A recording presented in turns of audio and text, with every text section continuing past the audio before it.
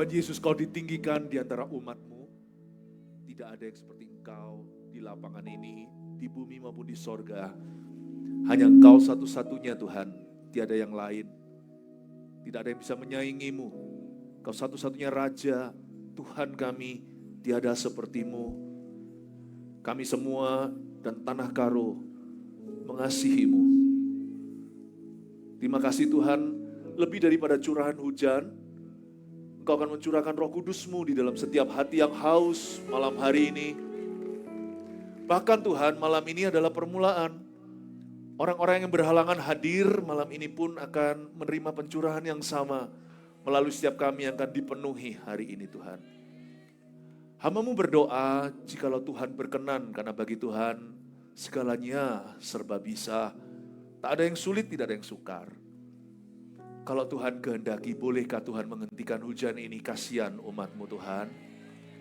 Kecuali apabila Tuhan memang mau menguji iman kami, apakah kami tetap setia, apakah kami tetap datang, apakah kami tetap bertahan di tengah-tengah hujan, dan maka ya sudah, apa boleh buat. Tapi kalau Tuhan berkenan, khususnya ada bayi-bayi yang digendong di sini, orang tua, ada yang gak bawa jas hujan. Lord Tuhan, pelankan hujan ini, mohon hentikan Tuhan. Hamba-Mu tidak bisa bersama dengan umat-Mu, kami masih ada tudungan di bawah tenda ini. Terima kasih Tuhan, dengar doa hamba-Mu, kirim firman-Mu ke sana. Dengan cara yang paling sederhana, yang mudah dicerna, sehingga setiap orang pulang, anak kecil pun akan mengerti. Tolong Tuhan Yesus, berkati Tanah Karo. Dalam nama Yesus, haleluya. Amin. Tanah Karo si malam. Mejua-jua.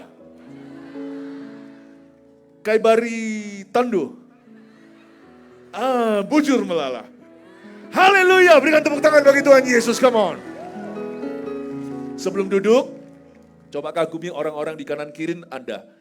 Hujan-hujan gini tetap bertahan. Katakan, sungguh-sungguh cinta Yesus orang ini kayaknya, ya. Puji Tuhan, berikan tepuk tangan untuk Tuhan. Silakan duduk.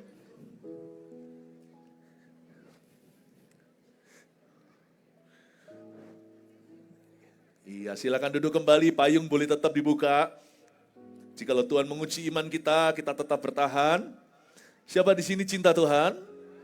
Puji Tuhan ya. Saya itu dari dulu selalu mengagumi suku Batak.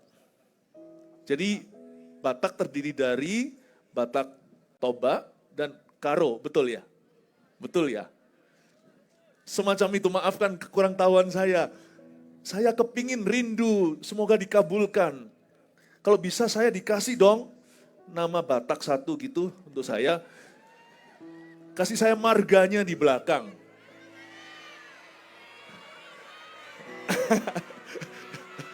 Wah, nggak dengar, ya sudah saya ambil semuanya. Nanti ya, semoga nanti melalui hamba-hamba Tuhan di sana saya minta satu marga yang akan melekat sama saya. Ya, saya sungguh-sungguh kami merasa diterima. Hari ini dari GMS datang kemari, kami sungguh-sungguh merasa diterima di Tanah Karo. Suatu kehormatan, sebuah kehormatan. Bujur melala. Terima kasih banyak-banyaknya. Saya langsung ke firman ya, karena yang penting adalah firman Tuhan, bukan manusia. Mari kita buka sama-sama satu ayat saja, karena dingin sekali ya. Saya dulu tinggal di Kanada aja bisa masih kedinginan. Oh haleluya. 2 Korintus pasal yang kedua, 2 Korintus pasal yang ketiga, ayat 17, segera dibaca sebelum Alkitab saya tertutup kena anginnya. Saya bacakan ya. Sebab Tuhan adalah roh. Dan di mana ada roh Tuhan, di situ ada kemerdekaan. Ulangi ya, setelah saya ucap kalimat, tolong saudara-saudara mengucapkannya. Sebab Tuhan adalah roh. Dan di mana ada roh Tuhan, di situ ada kemerdekaan. Yang percaya beri tepuk tangan untuk Roh Kudus. Ayat ini sederhana, sebab Tuhan adalah roh. Berarti Tuhan itu gak kelihatan. Roh Kudus apalagi.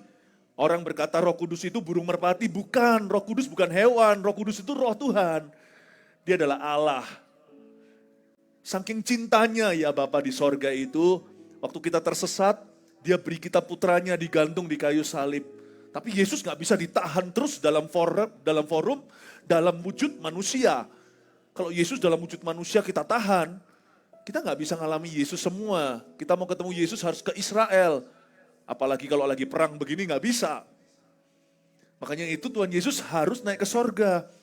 Dan Yesus berkata, lebih baik aku pergi supaya roh itu datang. Sang penghibur itu. Saking cintanya ya. Yesus pergi itu, roh Tuhan ditinggal untuk kita. Tuhan itu baik ya. Jikalau misalnya orang tua mau pergi bekerja, anaknya sekolah, seorang ibu yang mengasihi putranya pasti akan meninggalkan sesuatu, entah dibungkuskan makanan supaya dia gak kelaparan. Orang itu kelihatan cintanya, kalau dia itu meninggalkan sesuatu waktu dia meninggalkannya. Tuhan itu gak tanggung-tanggung, dia kasih rohnya untuk kita. Roh Kudus itu bukan burung merpati. Yohanes Pembaptis melihatnya seperti burung merpati, tapi bukan. Dia adalah roh Allah. Roh Kudus itu gak kelihatan. Memang lebih baik demikian. Tapi Roh Kudus pertama terjadi, dia akan memerdekakan kita dari belenggu dosa. Gak ada orang ngaku-ngaku dia itu penuh Roh Kudus, tapi dia hidupnya amoral.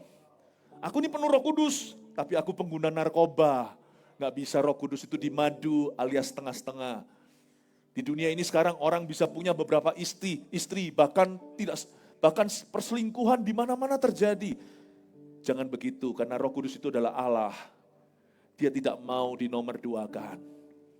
Dia gak mau dicampur baurkan. Roh Kudus juga, tapi kuasa gelap juga mau jimat-jimatan. Roh Kudus kalau masuk di hidup seseorang, harus bersih rumah itu. Disapu bersih sama beliau. Dosa harus keluar, kalau enggak Roh Kudus yang minggat. Gak bisa kita itu Roh Kudus tapi masih ke prostitusi. Gak bisa. Sana harus milih. Gimana kalau ngomong Anda dalam bahasa yang sopan, dalam bahasa Karo gimana? Apa? Kam? Oh, kam. Kurangi u-nya ya. Oh, luar biasa ya. Kalau betul-betul Roh Kudus itu mau di dalam diri kita harus sungguh-sungguh. Ya, coba katakan kanan kirinya, kam harus sungguh-sungguh. Haleluya. Roh Kudus tidak mau dimadu. Dia akan memerdekakan kita dari belenggu dosa. Tapi apa boleh buat, namanya manusia sekalipun dia punya pengetahuan. Kita lahir Kristiani, udah tahu firman, baca Alkitab sih kagak. Baca Alkitab sih tidak. Apalagi kita gak ngerti. Tapi kita tahulah Yesus siapa. Kita ini loh kecil-kecil udah dibaptis di gereja. Kita sudah generasi keberapa orang Kristen di Tanah Karo ini. Tapi sekalipun pengetahuan kita ada, apa boleh buat? Daging kita lemah. Gak bisa kita menang atas dosa berdasarkan pengetahuan belaka. Gak bisa, kita harus alami. Misalnya ada satu orang, saya dulu punya teman ya, wah tahu semua teori tentang berenang, tahu nggak? Cuman satu aja kekurangannya, tahu apa nggak? Takut air. Kan lucu, dia ajarin tuh waktu saya masih SD ya. Wah dia bilang aku les nih, aku les renang nih. Wah begini loh gayanya itu, katanya kalau gaya katak ya. Dia bilang gaya katak itu, ini begini, makanya disebut juga gaya dada. Wah gitu. Kakinya gimana? Kakinya begini. Wah. Kalau gaya bebas gimana? Begini. Dia salah lagi teorinya. Begini tapi gak pernah angkat kepalanya. Dia bisa sampai ujung sana biru jadi mayat. Gaya bebas gimana? Coba ditiru. Siapa yang bisa? Begini, langsung diangkat ya kan kepalanya untuk bernafas. Lalu saya tanya sama dia, 1 minggu kamu berenang berapa kali? Gak pernah. Bilang, kok tahu cara berenang? Papa yang ajari. Tapi aku takut air. Ada orang punya pengetahuan Kristiani. Gak boleh dosa, tapi dia gak berdaya. Roh itu penurut, daging lemah. Makanya kita perlu mengundang kuasa Roh Kudus. Saya dari kecil ibu saya Kristen. Ayah saya bukan, tapi sekarang kami sekeluarga sudah diselamatkan. Dan waktu saya kecil dulu itu, saya selalu bergumul dengan dua hal. Satu tentunya hawa nafsu muda-mudi. Siapa sih di antara kita yang gak pernah muda? Dan gak pernah kita bergumul dengan pencobaan orang-orang muda. Saya dulu tuh selalu gagal. Selain itu saya dulu orangnya emosian. Anda gak akan percaya saya dulu dengan sekarang. Bukan berarti sekarang saya baik, hanya Tuhan yang baik. Hanya Allah yang maha baik. Tapi saya punya muka dulu tuh keras. Orangnya itu dingin seperti Hawa Karo malam ini. Saya orangnya tuh dingin. Ya, betul-betul kayak, udahlah, skibidi lah. Nggak tahu mungkin ya. Saya dulu orangnya itu pokoknya dingin banget. Nggak pernah senyum. Susah niruin sekarang. Sebab sekarang kalau Roh Kudus tinggal di hati saya, ini nggak saya buat-buat. Ini namanya bibir kudu mau naik ke atas terus gravitasinya. Mau senyum terus, melihat Anda tadi menari-nari gitu, hati saya terharu, kepingin rangkul. Satu persatu tapi nggak bisa. Tadi ibadah masa foto-fotoan satu persatu, nanti kan buyar. Kan kasihan yang di depan sini. Dan Tuhan Yesus dipuji-puji kok, kita semuanya cari selebriti. Saya loh bukan selebriti. Saya ini pendeta, pelayan. Ya. Dulu saya nggak bisa senyum loh. Dan sama orang nggak peduli, mau nenek jatuh pun saya urusan dia. Saya dulu tuh sangat individualistis. You, me. Gak ada hubungan kita. Mau anak nangis, kehilangan orang tuanya, saya gak akan buat apa-apa. Dulu saya waktu orangnya sangat-sangat pemarah, pendendam, emosional. Suatu hari saya ngalami Roh Kudus, singkat cerita, saya dijamah luar biasa. Dan hari itu saya terbuka, saya berkata, Tuhan, saya gak pernah ngerti. Saya kira Kristen itu suatu agama saja. Tapi ternyata Kristen itu bukan hanya kehidupan. Yesus berkata, akulah jalan, akulah kehidupan dan kebenaran. Tapi kekristenan itu kebenaran dan kehidupan. Berarti kebenaran yang dialami dalam hidup ini. Kristen itu juga suatu pengalaman. Bukan berarti kita kalau cari Tuhan itu cari-cari pengalaman. Bukan, cari-cari perasaan. Oh Tuhan gak ada di kebaktian ini karena saya gak merasa listrik. Kalau mau listrik sungguhan, masukkan aja jari dicolokan. Bukan, tapi Kristen itu pengalaman hidup. Saya beranikan diri terbuka hati saya untuk didoakan. Saya dulu paling gengsi didoakan. Saya minta teman, tolong doakan saya. Saya ngalami Roh Kudus. Kadang-kadang saya nangis, kadang-kadang saya gak ngerasa apa-apa. Tapi saya rasa damai sejahtera, hati saya pelan-pelan berubah. Lalu saya punya suatu hari, ketika saya emosi. Suatu hari setelah saya bertobat itu saya emosi. Ini saya mau nggak saya ceritain? Tapi jangan cerita-cerita ya nanti ya. Sama orang lain ya, saya buka rahasia di karut, jangan dibocorkan ya. Siapa di sini keluarga saat teduh bersama, ada nggak? Oh haleluya, kasih tepuk tangan untuk Tuhan Yesus. Saya dulu kalau emosian sebagai anak muda nih, itu kalau naik mobil, ada orang ugal-ugalan, saya nggak terima, itu saya menepi loh, saya ajak berantem. Nggak kelihatan ya, nggak nampak ya. Dulu ternyata begitu. Suatu hari waktu saya lagi begitu, ada 5 orang mabuk, minum miras. Karena saya tahu ada botolnya, yang salah satu pegang. 5 orang turun dari mobil besar, mau berantem. Karena saya yang menepi dulu, saya tantang mereka. Ternyata orang-orang barat, dari dulu sekolah luar negeri. Saya udah siap-siap ambil senjata apa adanya di mobil saya. Ya, waktu itu saya ambil sesuatu untuk saya lawan. Lalu saya tiba-tiba diinsyafkan Roh Kudus, Philip Mantova. Itu saya 1 tahun setelah saya bertobat. Kok kamu masih bisa begini? Bukankah kamu sudah mati dan meninggalkan cara hidupmu yang lama? Saya tiba-tiba sedih. Dan saya berkata, Tuhan, tolonglah aku Tuhan. Aku kok masih bisa begini ya? Kristen paket luarnya, dalamnya kok masih emosian. Lalu saya ngaku sama Tuhan, aku sudah tahu apa yang baik dan apa yang buruk, apa yang betul, apa yang salah. Tapi aku tidak berdaya. Karena apa boleh buat? Anak muda umur 19 ini masih gampang terpancing emosinya. Saya ngomong sama Tuhan Yesus, aku minta sesuatu. Kalau Roh Kudus itu nyata, tiba-tiba saya ingat Roma 8. Kan saya sudah 1 tahun kenal Tuhan. Dalam 1 tahun saya kenal Tuhan, saya sudah habiskan kitab Kejadian sampai Wahyu. Saya baca teratur tiap hari 3 pasal. Maka saya ngomong sama Tuhan Yesus, kalau Roh Kudus itu nyata, Roma 8 katakan, Roh membantumu dalam kelemahan-kelemahanmu. Ini kelemahanku Tuhan, salah satu kelemahanku yang paling menyolok adalah saya ini orang muda yang gelap mata. Kalau marah saya lawan siapa saja. Saya berkata, Tuhan tolong saya, aku mau berubah. Hati saya berseru, jangan kita tuh manis-manis sama Roh Kudus. Waktu kita gak apa-apa. Waktu kita ke gereja, waktu kita pelayanan ya semua manis lah.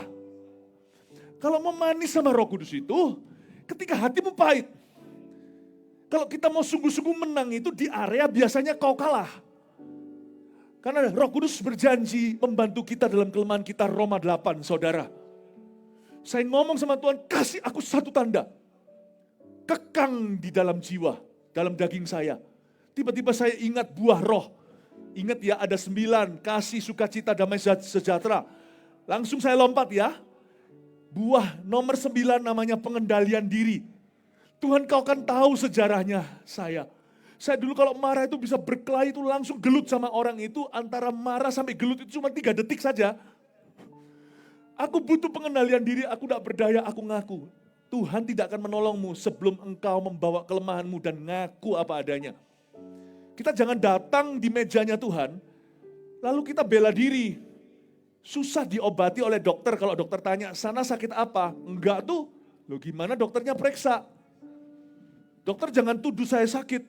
Loh, kenapa Anda datang ke ruang praktek saya kan minta berobat? Kalau sama Tuhan itu harus jujur, katakan jujur. Apa adanya? Katakan apa adanya. Katakan transparan. Ya, dan rendah hati. Datang itu bertobat. Serahkan barang-barang terlarangmu. Beritahukan kepadanya kelemahanmu. Dan minta sungguh-sungguh dikau diubah oleh Roh Kudus. Berniatlah untuk berubah, tapi bukan dengan kekuatanmu. Minta kuasa Roh Kudus menjamah. Hari itu, di mobil saya sudah mau turun. Kalau zaman dulu saya langsung turun. Saya sudah ambil setang mobil itu, nggak bagus ini jangan dicontoh di rumah.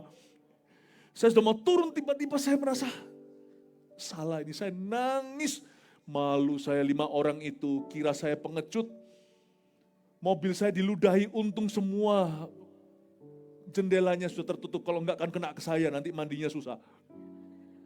Mobil saya diludahi. Dan dia sumpah serapah bilang saya penakut lah segalanya. Dalam hati saya menangis berkata, kau tahu aku bukan penakut. Tapi aku takut melukai Allah lagi. Tangan saya udah pegang stang begini, satu sudah mau buka pintu. Ini sudah mau keluar Jackie Chan-nya. Saya membuat perjanjian di tengah hujan ludah di mobil saya.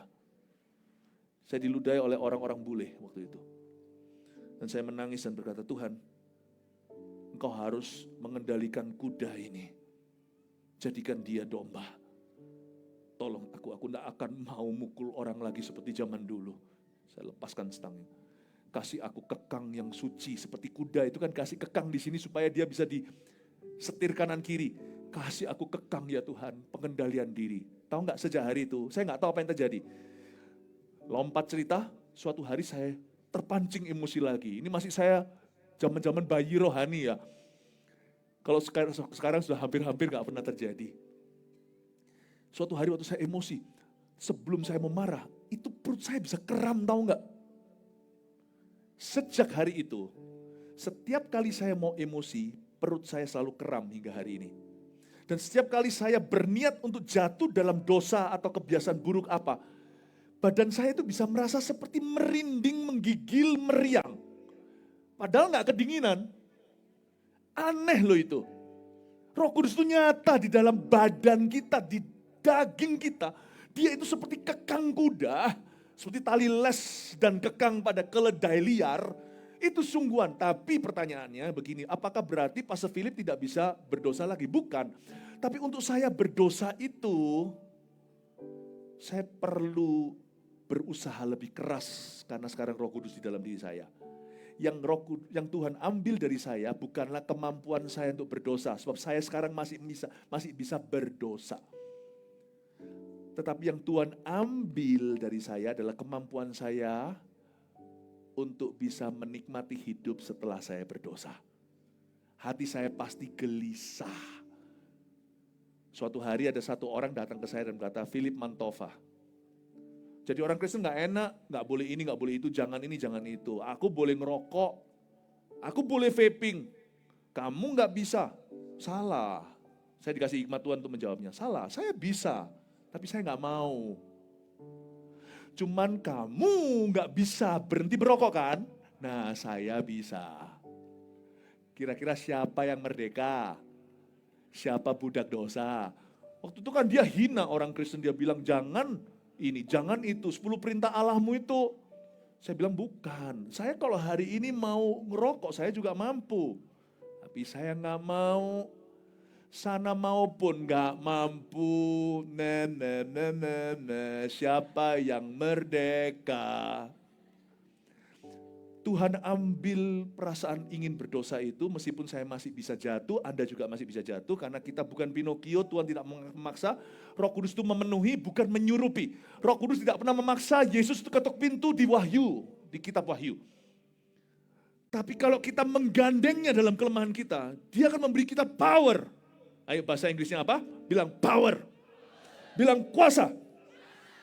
Kuasa untuk mengalahkan dan mengatasi kelemahan kita. Gandeng dia. Sekarang kalau saya mau emosi, saya punya pilihan. Kalau dulu membabi buta. Kalau dulu sudah langsung terjun payung. Sekarang ada remnya. Saya perlu berusaha lebih keras. Jadi kalau sampai saya sungguh-sungguh emosi, berkelahi, berarti saya sudah keterlaluan. Berarti saya akan mendukakan Roh Kudus secara paksa mendobrak pintu itu. Tetapi hari ini saya sudah tidak berada di bawah kuasa hukum Taurat, yaitu di bawah kuasa dosa. Saya dorong Anda, Bapak Ibu Saudara,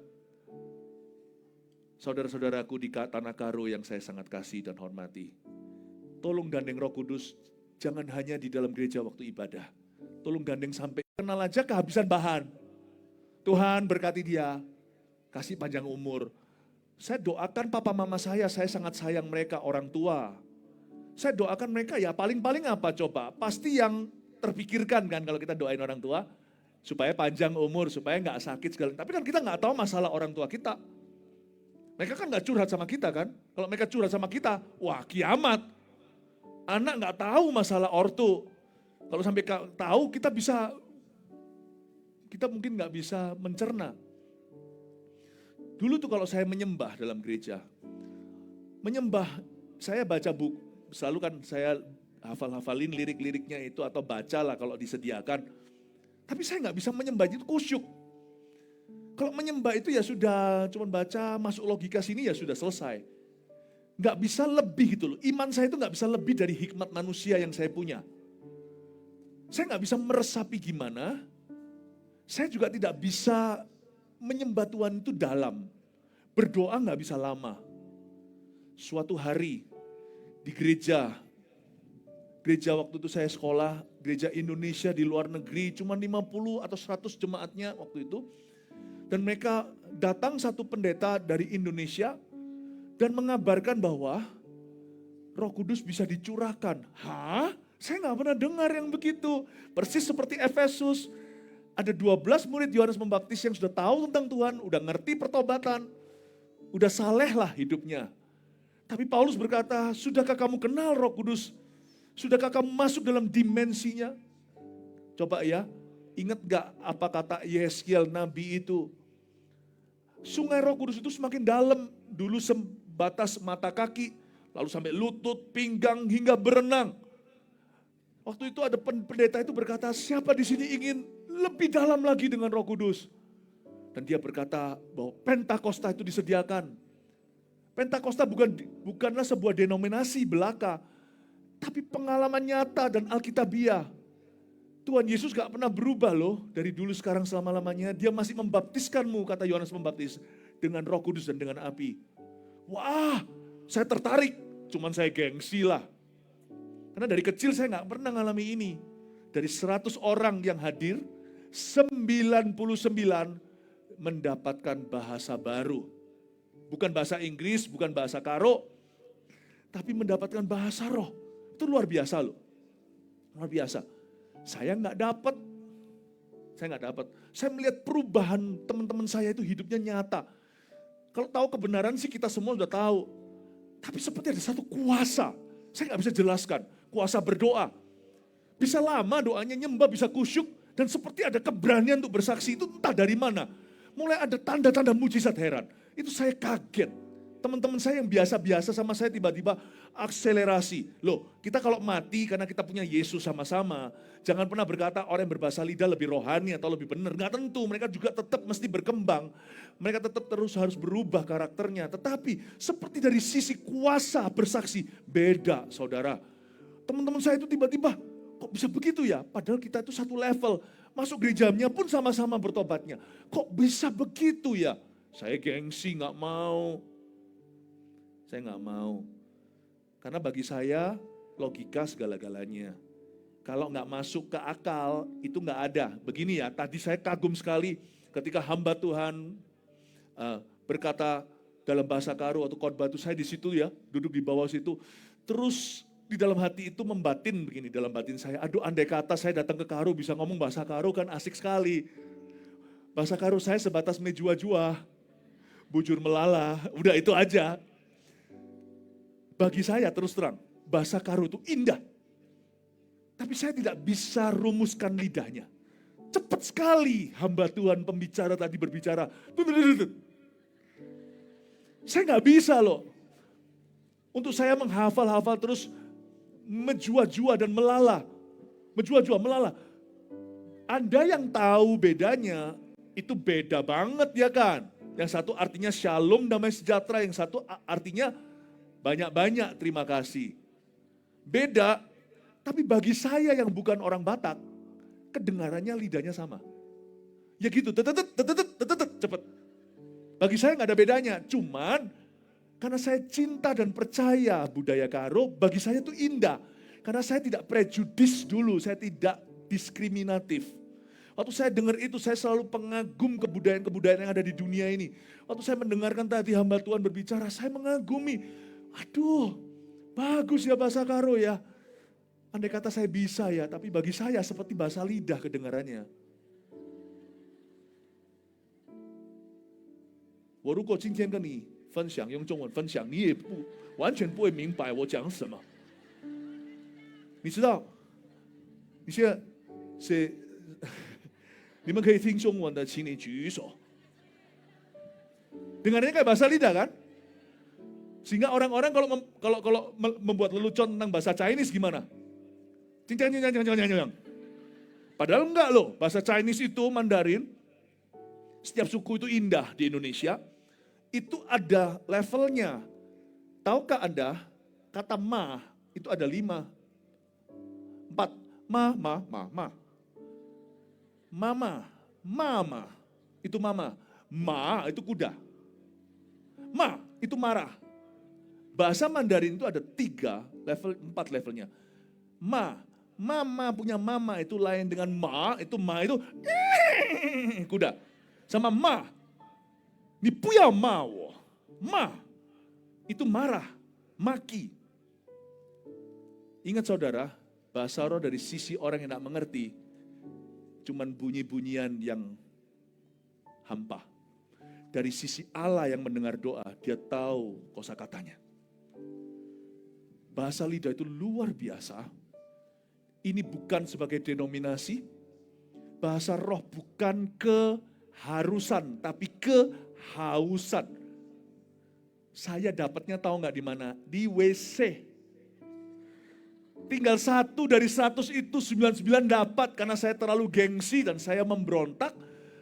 Tapi suatu hari saya rindu dan saya berkata, Tuhan ada 1 dombamu yang ketinggalan aku.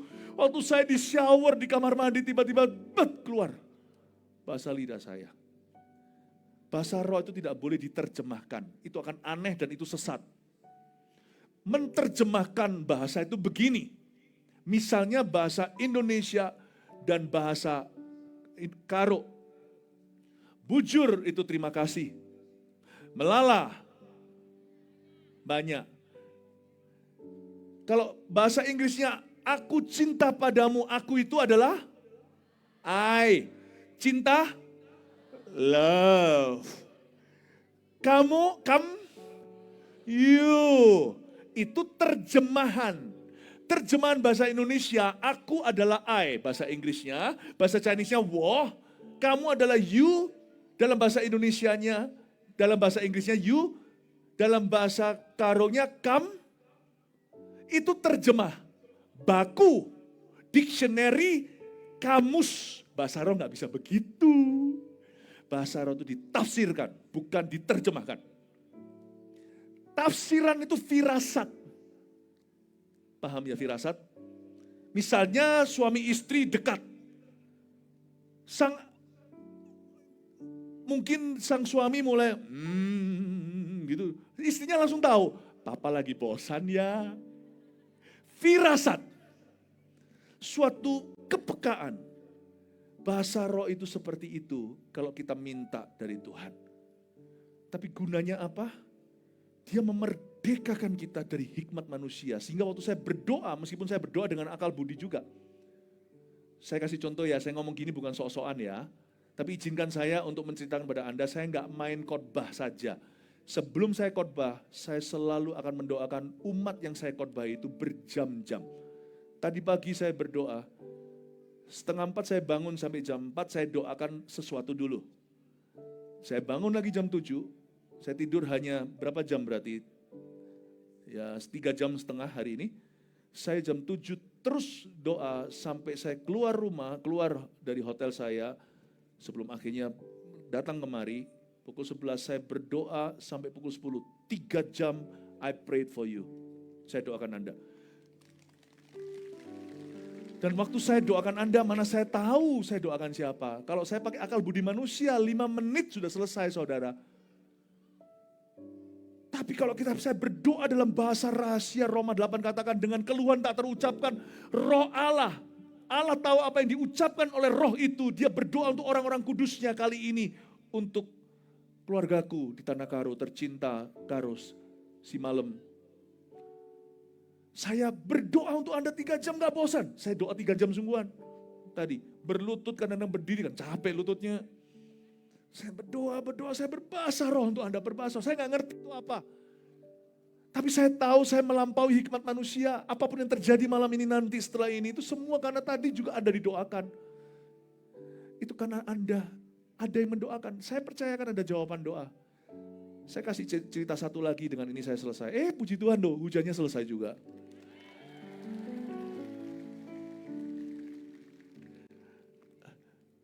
Saya waktu nanti datang masuk ya ke sini ya, kelihatan Anda ya, rasa nggak asing loh. Pertama kali saya datang kemari dengan tim, saya datang itu langsung rasa seperti keluarga. Kayak ketemu dengan ibu-ibu, bapak-bapak, beberapa tadi orang-orang muda juga di sini yang tamborin-tamborin semua nari-nari. Kayak rasanya pernah ketemu ya di mana ya? Kayak pernah ketemu gitu loh, di mana ya? Kayaknya saya ketemu Anda tadi pukul 7 sampai 10 dalam doa saya. Rasa gitu. Suatu hari saya sedang berkhotbah, di dalam ruangan itu ada ribuan orang. Itu sebuah konferensi internasional global, 97 negara terwakili. 97. Ini terjadinya sekitar 10 tahun yang lalu. 97 negara, tiba-tiba waktu saya berdoa, saya masih ingat hari itu. Saya mengalami peperangan rohani. Saya tinggalnya waktu itu di Eropa, konferensi ini. Pagi-pagi, saya cerita sedikit yang ada horornya nggak apa-apa. Nanti kalau takut ke kamar mandi, minta teman antar ya. Pagi-pagi hari, tiba-tiba ranjang saya bergetar. Ini kejadian sungguhan, mungkin hanya pendeta yang ngalami gini-gini, semoga jemaat tidak usah alami. Itu ranjang saya itu bisa seperti film Exorcist itu loh. Yang bisa sampai waktu itu kalau nggak salah saudara Redo pemimpin pujian ikut sama saya nggak waktu itu ya di Belanda. Ada ikut sama Pak Ongki yang biasanya di saat teduh bersama. Ikut ya, itu nggak tahu Redo kau dengar nggak itu ada bunyi ranjang, tidak ada orang. Sebelum saya bangun itu subuh-subuh saya masih ada perbedaan zona waktu, saya masih kantuk sekali. Saya melihat ada satu orang tinggi, pakai topi, itu itu bukan manusia lalu masuk lewat jendela, kan bukan orang. Tinggi sekali ngomong bahasa Belanda. Masuk langsung lompat ke ranjang saya nggak tahu mau doa apa. Untung kalau saya pakai hanya doa dengan akal budi, saya pasti doa gini, terima kasih Tuhan untuk makanan ini, berkatilah. Karena kalau orang panik yang ingat adalah doa makan. Ayo, betul nggak? Buktinya sana doa makan lalu nanti lupa. Udah doa nggak ya? Doa lagi, karena doa makan kadang-kadang suatu bentuk kelatahan. Nah kalau saya lagi latah diserang sama setan, yang pertama-tama keluar adalah doa makan. Terima kasih Tuhan untuk makanan ini. Wah, untung gak gitu. Tapi mulut saya tiba-tiba berubah berbahasa lidah. Gelutlah saya dengan roh jahat itu. 97 negara terwakili untuk terjadi kebangunan rohani. Itu semua pemimpin-pemimpin rohani di dunia ini. Saya berkhotbah di depan mereka. Tahu apa yang terjadi? Waktu semua orang lagi didoakan, lawatan Tuhan terjadi. Saya tiba-tiba tergerak pergi ke sebelah situ. Saya tarik orang-orang, ternyata mereka orang Ukraina. Saya tarik orang-orang Rusia yang ada di sebelah satunya lagi. Saya gabungan mereka, saya peluk mereka, saya nangis. Tadi pagi saya gelut sama setan, lalu saya berbahasa roh berjam-jam untuk pertemuan ini. Siapa ngerti saya ternyata mendapatkan tafsirannya.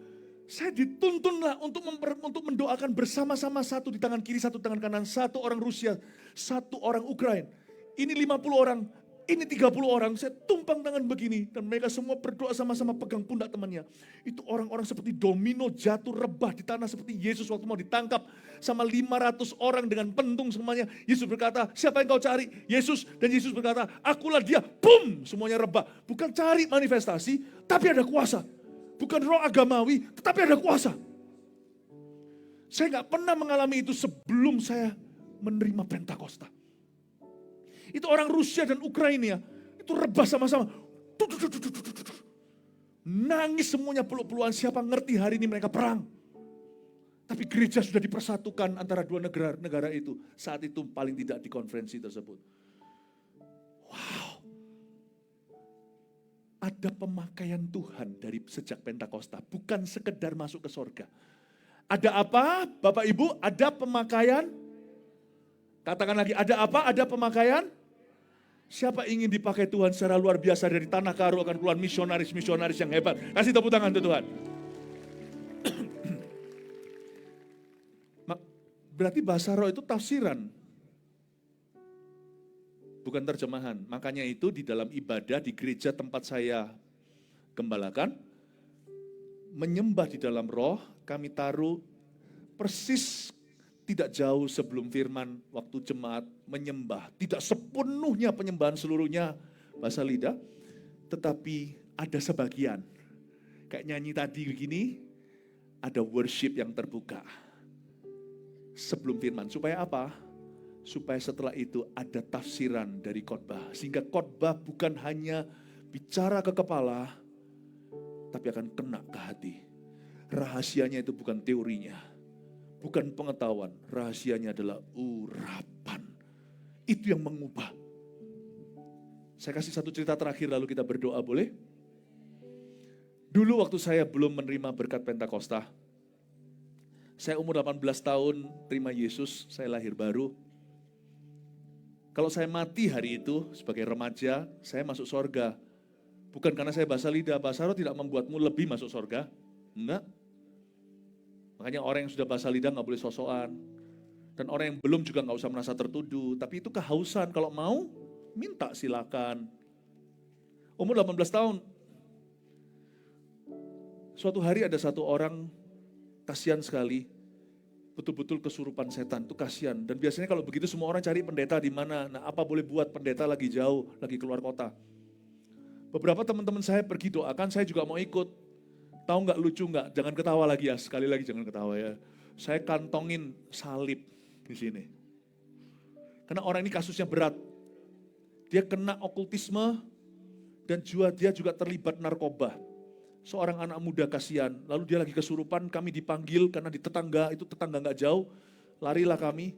Saya ambil, karena saya mungkin dulu terlalu sering nonton film Dracula. Itu pakai salibnya, ya gak apa-apa sih boleh, it's okay. Tapi bukan itu intinya kan kuasa Tuhan kan bukan jasmani, kuasa Tuhan itu kan rohani. Saya masukin di kantong saya, tahu nggak? Itu sungguhan terjadi, akhirnya orangnya kesurupan. Itu orang kalau kesurupan jangan dilawan.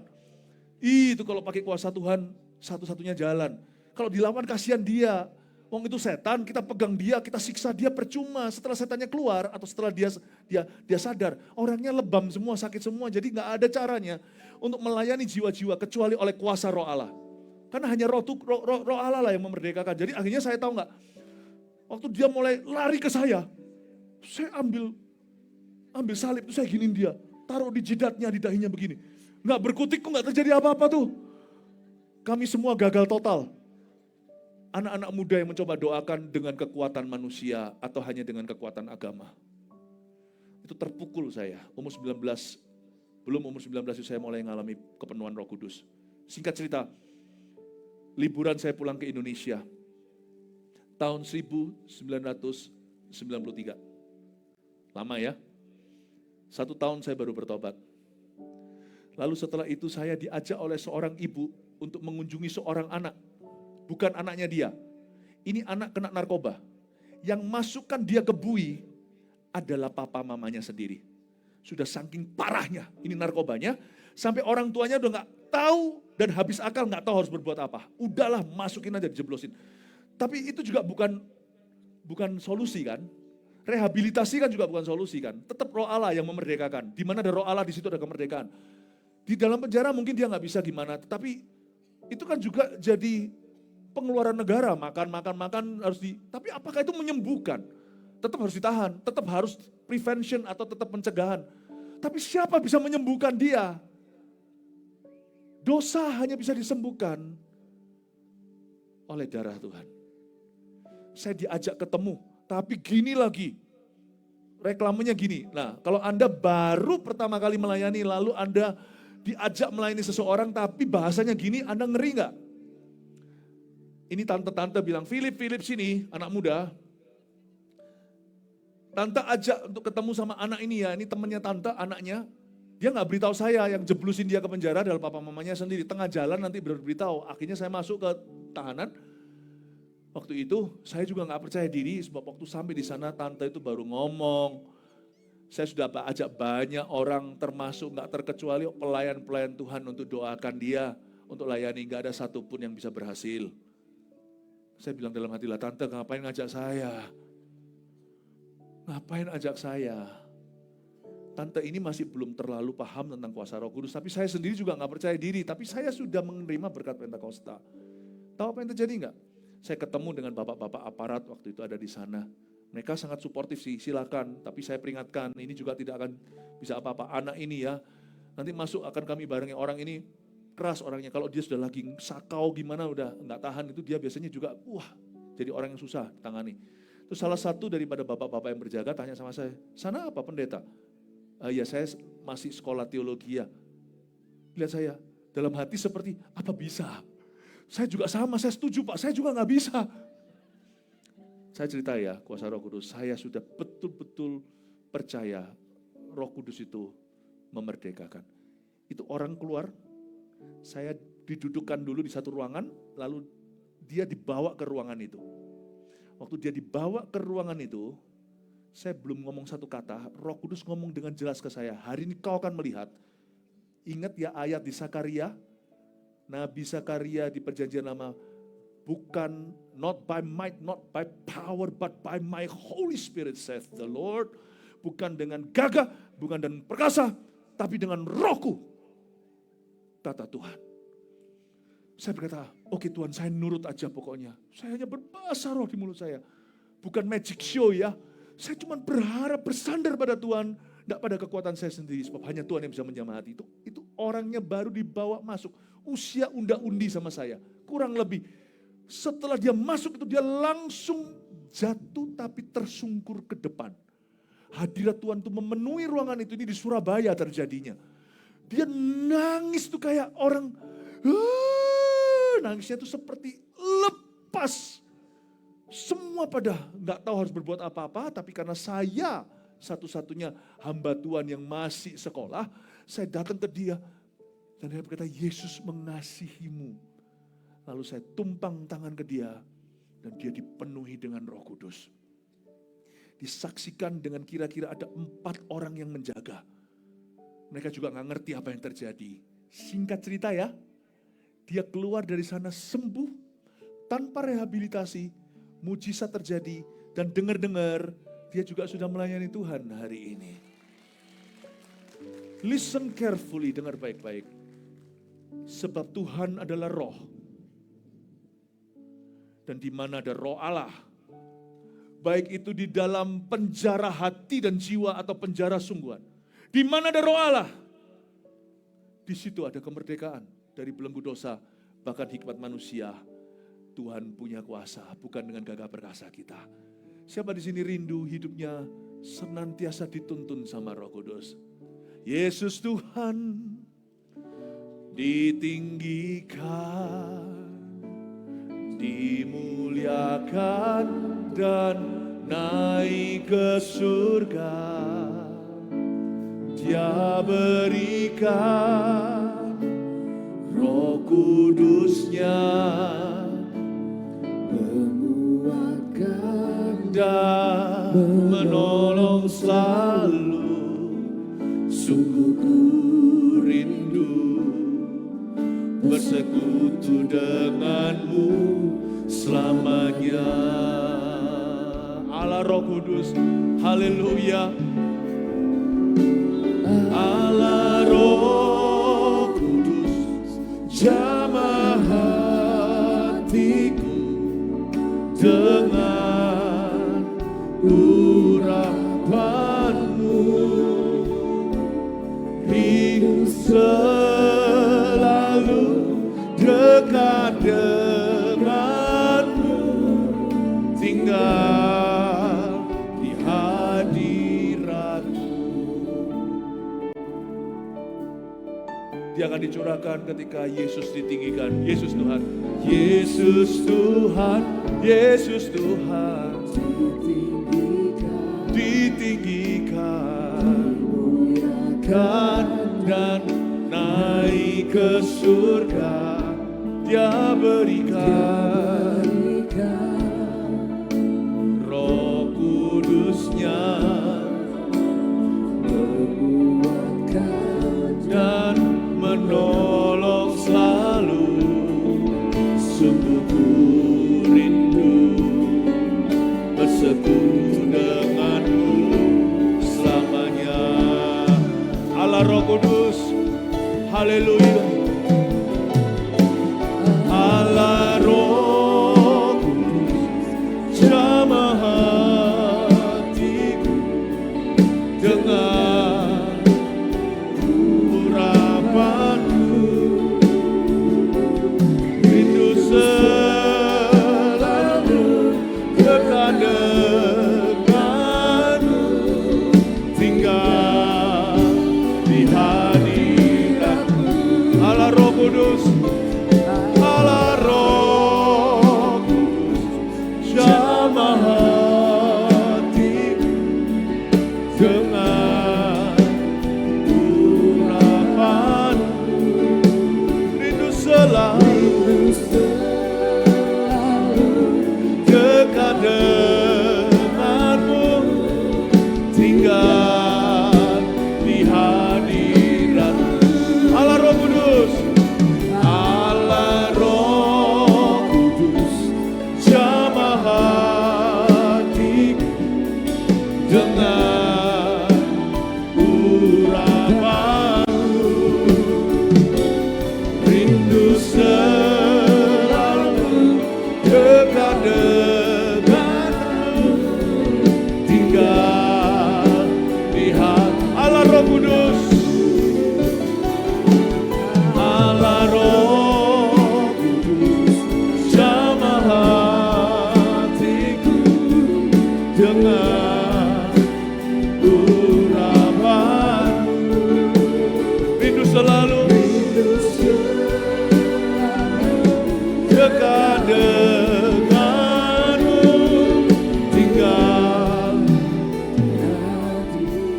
Kalau ada di antara kita yang hari ini merasa, itu aku, itu saya itu masih banyak komprominya, gak apa-apa. Malam ini kau tidak akan dipermalukan, tapi kau akan disayangi, dilayani, didoakan. Dan semoga, kita percaya bukan semoga, Anda juga akan dilepaskan oleh Tuhan. Tuhan tuh gak ada yang mustahil loh, sungguhan.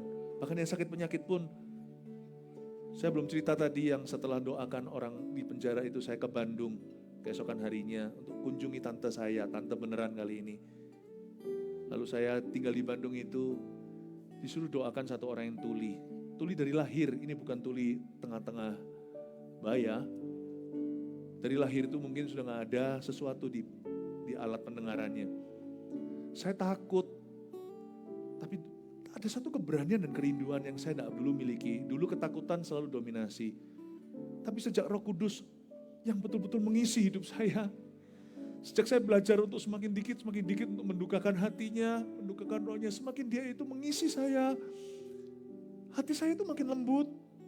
Dan saya gak peduli lagi, sembuh gak sembuh itu sudah bukan lagi urusan saya. Saya cuma rindu untuk melayani, rindu untuk melihat orang lain itu dijamah. Gak tahu nih, saya dulu gak gitu orangnya, dingin.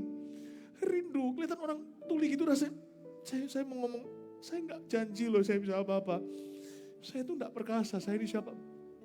Bayangin, mau doain orang biasanya kan mereka yang antri sama pendeta. Saya belum pendeta waktu itu. Ini saya yang antri, saya yang mohon-mohon, boleh enggak saya doain kamu? Boleh enggak saya doain kamu?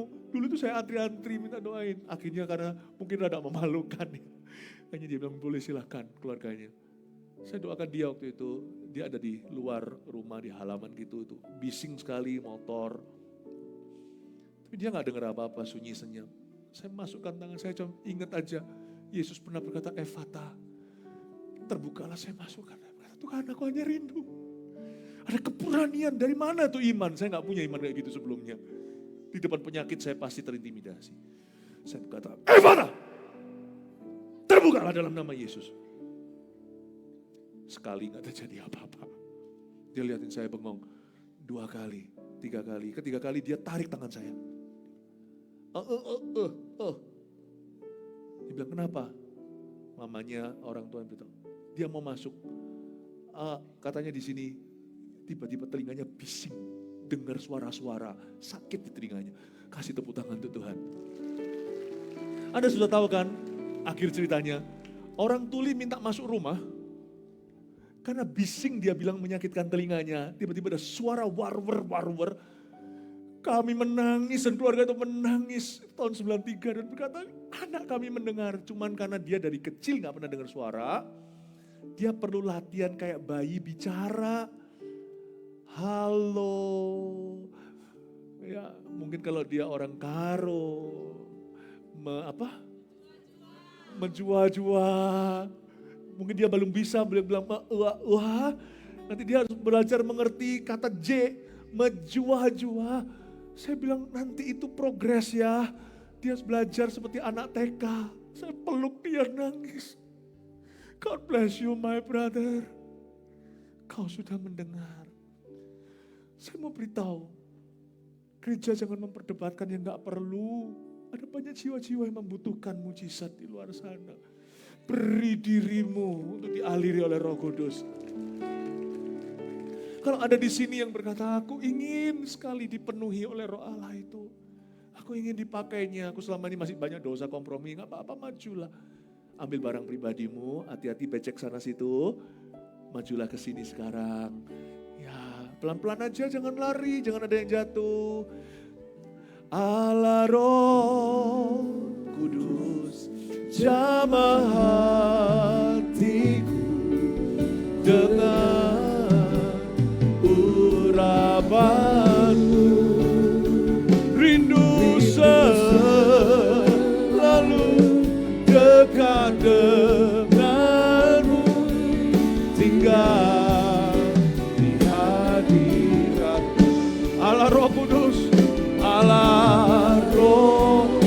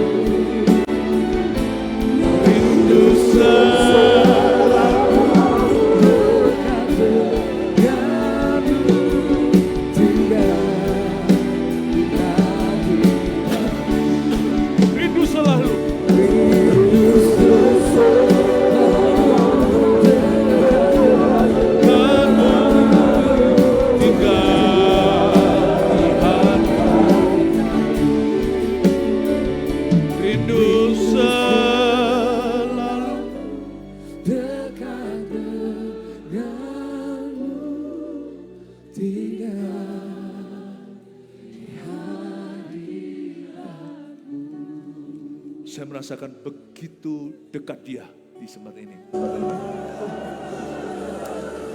Tapi saya tahu ada belenggu jahat, belenggu dosa yang harus dipatahkan dulu.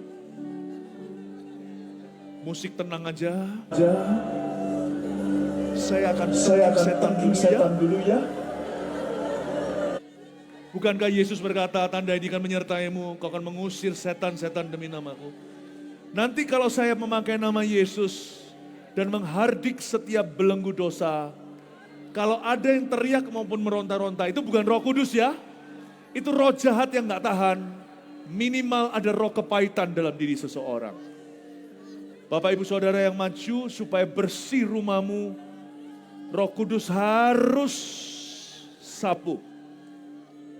Kalau Anda punya sesuatu terlibat okultisme, terlibat semua praktek-praktek yang melibatkan kuasa gelap, kalau Anda terlibat barang-barang terlarang, kalau Anda terlibat kecanduan dosa tertentu, atau minimal kepahitan di hatimu tidak mau mengampuni orang yang pernah melecehkanmu. Sebentar saya doa, percayalah, waktu saya sebut nama Yesus atasmu, semua akan dibersihkan sama Tuhan Yesus. Sebelum dia akan mencurahkan rohnya dengan takaran yang tak terbatas. Tenang dulu. Jikalau ada yang meronta, teriak, itu bukan Roh Kudus, saya ingatkan. Itu roh jahat. Dan dia tidak tahan, dia keluar, oke?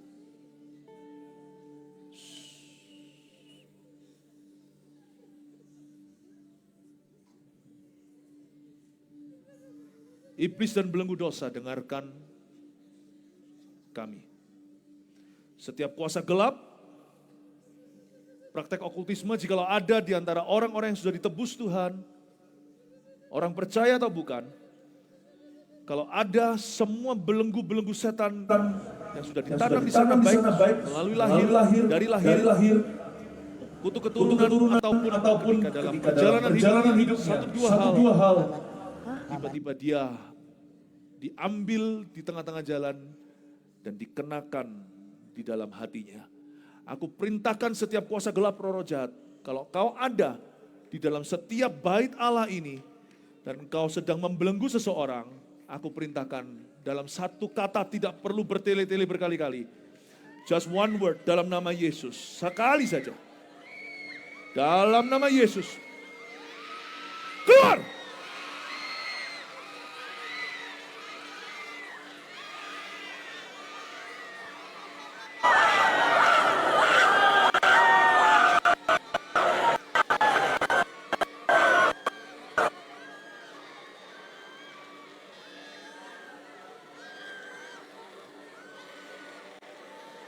Tenang, saudara.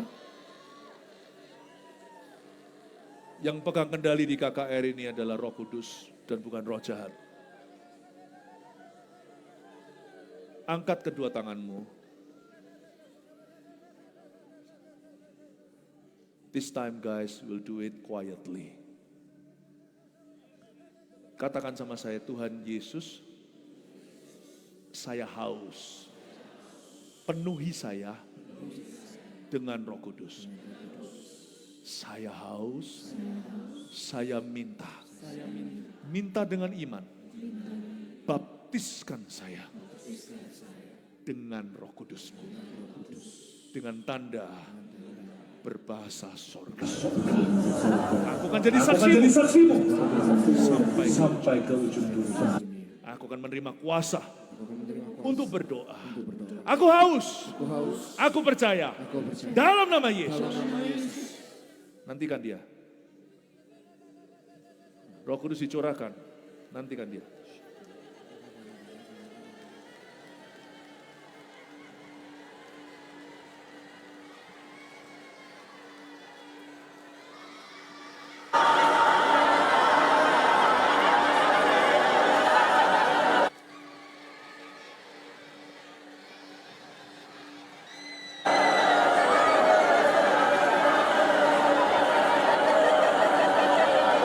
Kedua tanganmu, terimalah dalam nama Yesus.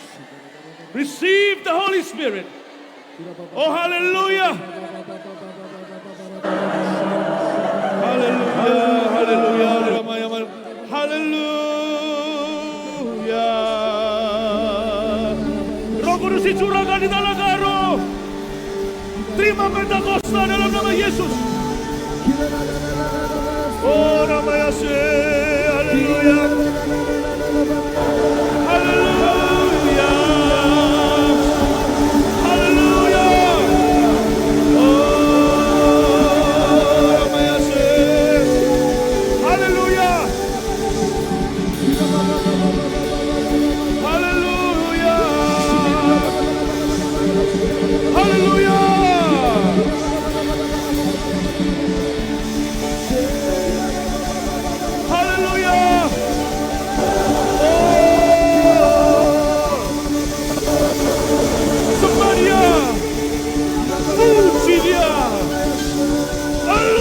Namanya, ceritakan perbuatannya yang ajaib, ceritakan perbuatannya yang ajaib. Haleluya, oh haleluya, Ramaya Sadadadam, Ramaya Sadadadamaya Se, haleluya, haleluya, oh Ramaya Sadadadam. Tuhan curahkan Roh Kudus-Mu atas tanah Karo. Curahkan Roh Kudus-Mu atas tanah Karo si malam. Oh, Ramaya Sadadadamaya Se, Ramaya Se. Haleluya. Ramaya Se, Ramaya Se. Ya Ramaya Sadadadamaya Se. Haleluya, haleluya. Oh, Ramaya Sadadadamaya Se. Haleluya. Oh, Ramaya Sadadadamaya Se. Haleluya, haleluya. Ramaya